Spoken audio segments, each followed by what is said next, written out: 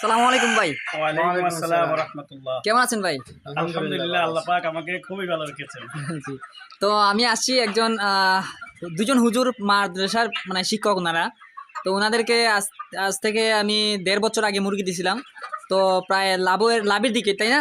আগের মুরগিগুলা। জি, লাভের দিকে। তারপরে ওনারা এখন আবার নিছেন এখানে ৩০০ বাচ্চা, ১ মাসে নিছিলেন। তো এখন প্রায় মনে হয় ২.৫ মাস বা ২ মাস চলতেছে। ২ মাস প্লাস। ২ মাস প্লাস চলতেছে। তো ওনাদের এখানে আসলাম আমি ঠুট কাটার মেশিন নিয়ে, ওনাদেরকে ঠুট টাকাইটা দেওয়ার জন্য আসছি।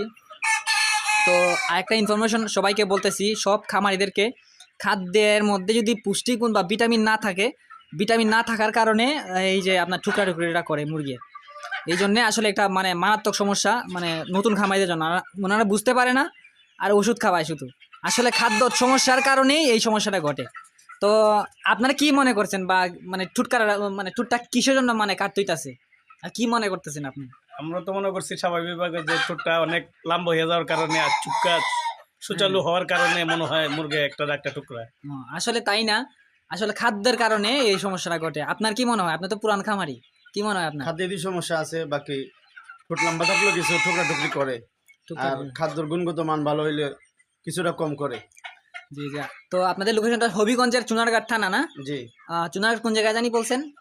সোনারগাঁও থেকে আমতলি বাজার থেকে 1 কিলো ভিতরে চান্দপুর গ্রাম। চান্দপুর। আপনার দুইজনই মাদ্রাসার প্রিন্সিপাল? জি। তো আমার যে বাচ্চাগুলা বা আমার যে ওষুধের ফর্মুলাগুলা আসলে এইগুলা কেমন? আলহামদুলিল্লাহ, খুব ভালো। খুবই ভালো। খুব ভালো। আচ্ছা, আমার থেকে বাচ্চা নেওয়ার পরে মানে নতুন খামারে যখন বাচ্চা নিবে, তো মানে নেওয়া কি যায়? হ্যাঁ, জি, নেওয়া যায়, অবশ্যই। নিতে পারে। নিতে পারে? আসলে ওনারা নিশ্চিন্তে নিতে পারে।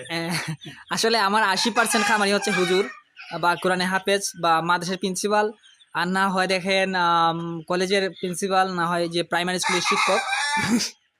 তো আমি বাংলাদেশের পুষ্টির চাহিদা পূরণের জন্য এই ধরনের উদ্যোগটা নিয়েছি আমি অনেক আগে থেকে, প্রায় ৯ বছর, ৮.৫ বছর হয়ে গেছে আমার খামারের বয়স, আমার হ্যাচারির বয়স।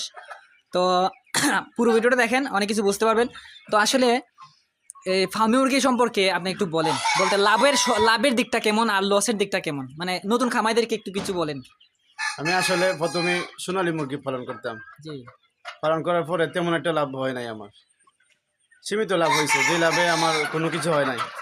জি তো জি। পরবর্তীতে আপনার একটা ভিডিও দেখলাম, দেখে আপনার এখান থেকে মুরগি অর্ডার করলাম, মুরগি নিলাম। আলহামদুলিল্লাহ, এখন খুব ভালো লাভ হয়েছে। ডিমো পার্সেন্টেজ মাশাআল্লাহ ভালো আছে। লাভের দিকটা আমি দেখতেছি এখন মোটামুটি লাভ, তাই না? মোটামুটি লাভ আছে আলহামদুলিল্লাহ। তো নতুন প্রত্যেকটা খামারিকে আমি জানাচ্ছি অসংখ্য লাল গোলাপ শুভেচ্ছা।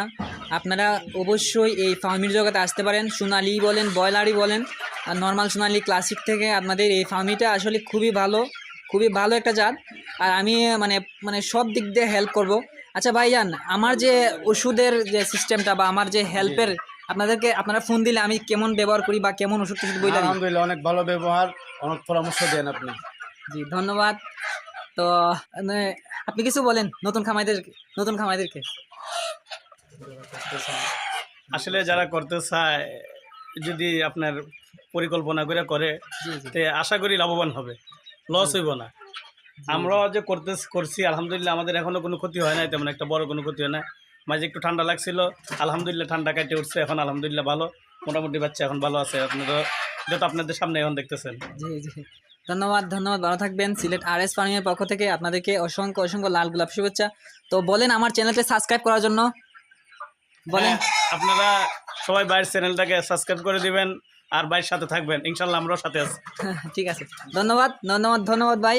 সালামু আলাইকুম।